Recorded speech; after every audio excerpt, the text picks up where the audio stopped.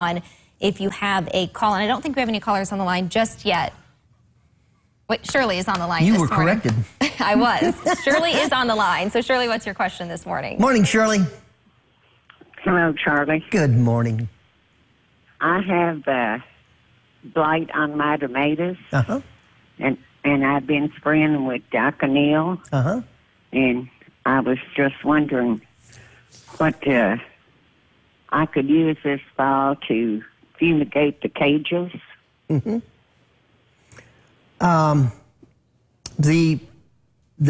What I recommend is on tomato plants, with all the rain that we've had, there's going to be a lot of repercussions with that rain, okay?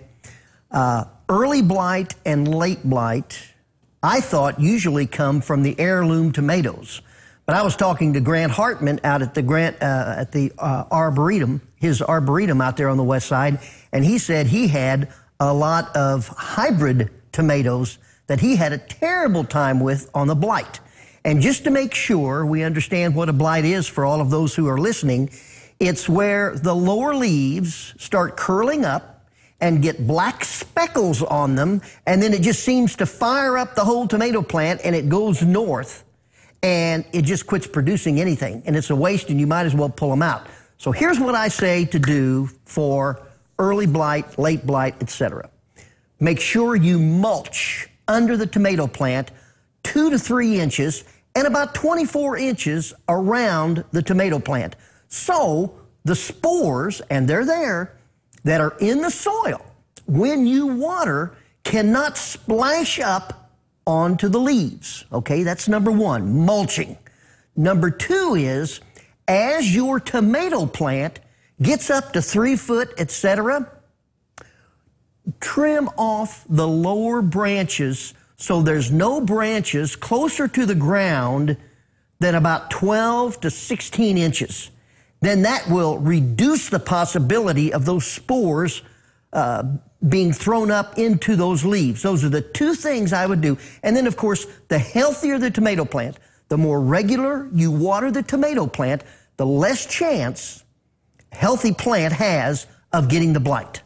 And that's about all I can say, because there's nothing you can spray on it to keep it from... Ronnie is our next caller this morning. Ronnie, I'm sorry I take so long to answer a question. Go ahead. What's your question, buddy? Ronnie? Hello? Is Ronnie there, or did we lose him? Okay. Okay. I think we have another caller on the line. Okay. Japanese beetles are out. Yes. I was looking at my roses yesterday, and those little, they're about 3/8 of an inch long. They're metallic green. Mm-hmm. When the sun hits them, they almost hurt your eyes. They're not that bad.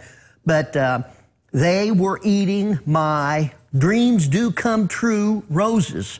And so I had to spray a little bit of 7 on them. No, I didn't. I didn't spray any 7, but you can. That's a way of getting rid of them. Do not use one of those traps. The traps. I see a lot of people use the beetle bags. But that just attracts them, right? It's a pheromone. It's an insect sex attractant, and it attracts both the male and the female. To make a long story short, it will bring in more Japanese beetles than you can say grace over. So don't use the traps. Pick them off if you can. If you have too many to pick off, use Liquid 7. Liquid 7 spray on there is deadly to the Japanese beetle. So that's way better to use. This is Teresa from Poseyville. Oh!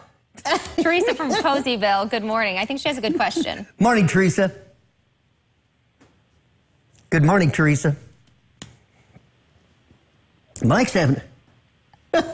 Teresa! Teresa! Yeah, Teresa is not there. We thought she was, but we lost her. Okay. But these people who are calling in and then we're not, able to hearing answer, from them, yeah. There is a place where they can still ask you questions. Oh, thank you. Well, thank you. Because I don't want you to forget to mention it That this is time. right. Hey Garden Guy, Charlie Stocker on Facebook. Hey Garden Guy, Charlie Stocker on YouTube, but it's primarily on Facebook. And we have a new video that comes out every day, and they're only 3 minutes long. We're just about to finish up at Ken Dietz's, and we're talking about bananas, hardy banana varieties. how to take care of bananas when you bring them on the inside through the wintertime. So go to Hey Garden Guy, Charlie Stocker, and then you can ask any question you want. We answer them pretty quick. If we don't have the answer, we'll find out. But it's a great educational opportunity for both me and you, and then you can see all the questions that everybody else has asked, so you can learn in the process.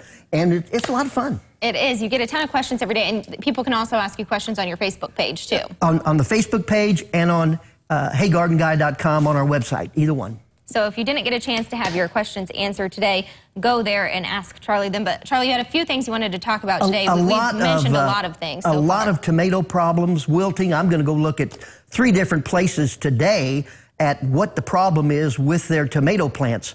And I want to say, we would also like, if you have a garden that you're proud of, we want to come and visit you.